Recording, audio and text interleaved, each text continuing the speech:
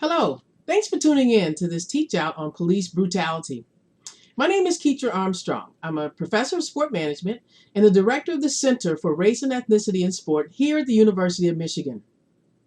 I would like to interject a very brief narrative on sports as we talk about police violence and police brutality. Now, you may be asking, why are we talking about sport in the context of police violence?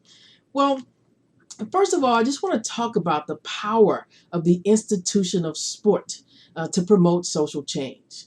Sport is a powerful institution. It has impacted our society in so many ways culturally, socially, psychologically, politically. Most of us are connected to sport in some way. We have a favorite sport team, we have a favorite sport athlete, and so we're connected to sport emotionally, psychologically. We feel vested in this enterprise.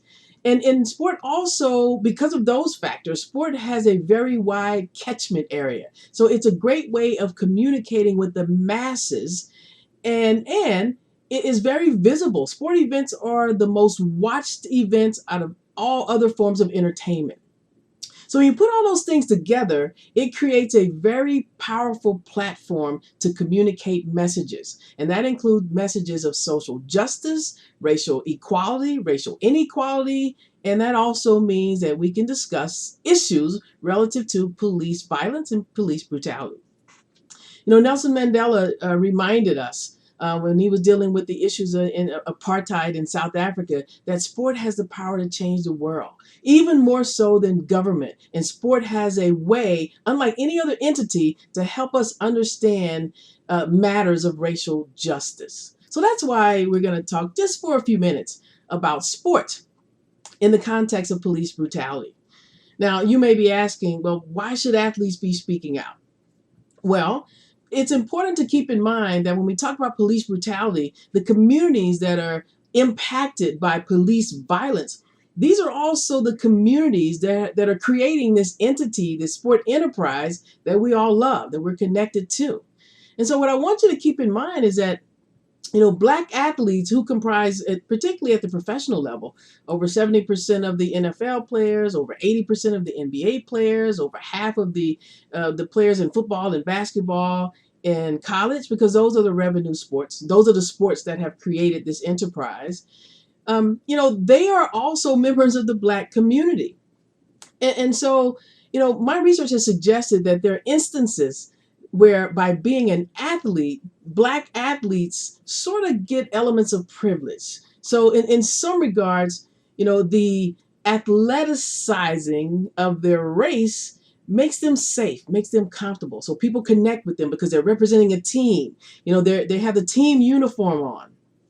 But I want you to know that Black athletes spend much more of their time in their life uniform of Blackness than their team uniform. So when they're decorated in their element of Blackness and they're not associated with a team, they're subject to the same types of harassment and violence that the other members of their communities are. And so for those reasons, when they're speaking out about police injustices, they're speaking out for themselves. They're speaking out for their community, their brothers, their uncles, their fathers, their mothers, their sisters, their aunts. So they're speaking on behalf of the injustices that have been cast upon their community. So it makes sense for them to speak out about police brutality. And this is not new. Athletes have long used sport as a platform to talk about racial injustices.